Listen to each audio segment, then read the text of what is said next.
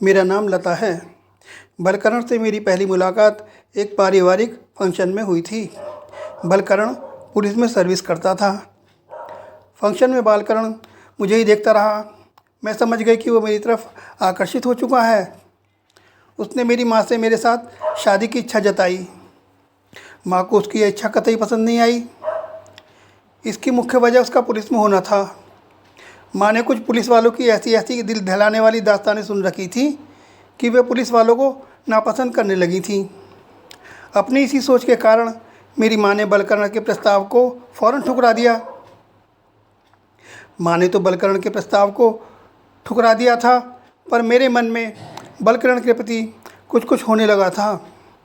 पहली नज़र में मैं भी उसे पसंद करने लगी थी। हम दोनों छिप छिप कर मिलने लगे।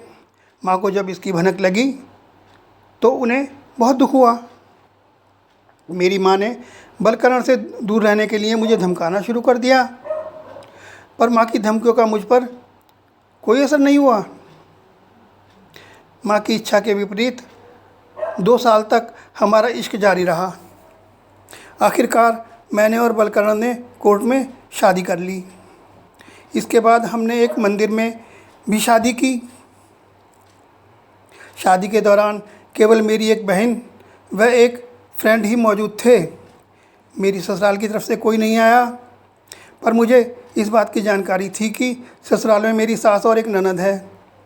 मैंने सोचा था कि शादी के बाद मेरी एक खुशहाल ज़िंदगी जीऊँगी, पर मेरा सोचना गलत निकला। ससुराल वालों के साथ मेरी पहली मुलाकात बड़ी ख़तरनाक सिद्ध हुई। मेरा और बलकरण का उनके साथ बड़ा तगड़ा झगड़ा हुआ। बलकरण और मैं बड़े ही भारी मन से वापस लौट आए। बलकरण ने मुझे बताया कि वे लोग नहीं चाहते थे कि हमारी शादी हो। मेरी माँ भी मुझसे नाराज़ थी। मैंने अपनी ज़िंदगी नए सिरे से शुरू करने की बात सोचते हुए अब अपने आप को तसल्ली दी। अब और मैं कर भी क्या सकती थी। मुझे एक स्कूल में नौकरी मिल गई। बलकरण कभी कभी अपनी माँ और बहन से मिलने जाता। वहाँ से लौटने के बाद वह हमेशा ख़राब मूड में होता। हमारे मतभेद कभी कभी झगड़े के रूप में बदलने लगे। मैं 8 महीने की गर्भवती थी, इसीलिए ठीक तरह से न बैठ पाने की वजह से मैं बलकरण के कपड़े न धो सकी।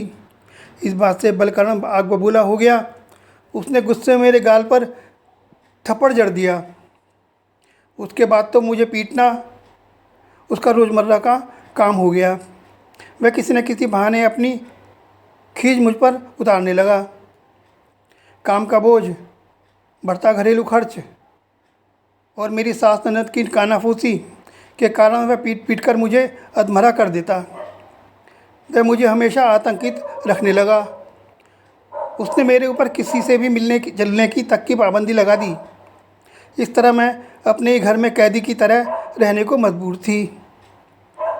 मैंने एक बेटे को जन्म दिया, पर मेरी पिटाई फिर भी जारी रही।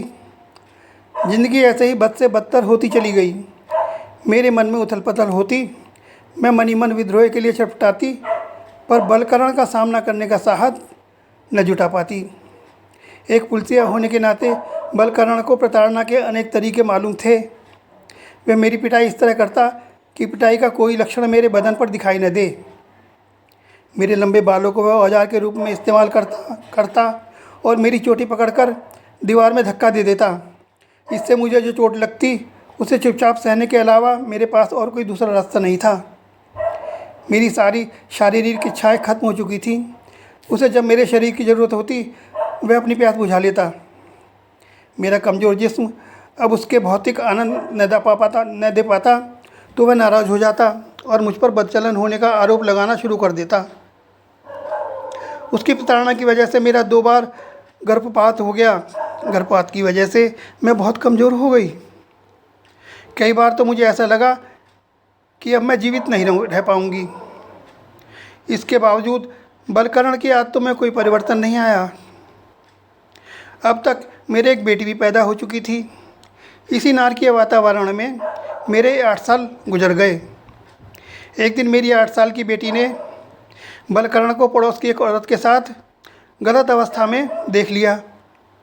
ये सब बेटी ने मुझे बताया तो मैं बुरी तरह भड़क उठी। मेरे सब्र की इंतहा हो चुकी थी। उस रात जब मैंने बलकरण से इस बारे में पूछा तो वह गुस्से से भरकर मुझे मारने को मेरी तरफ दौड़ा।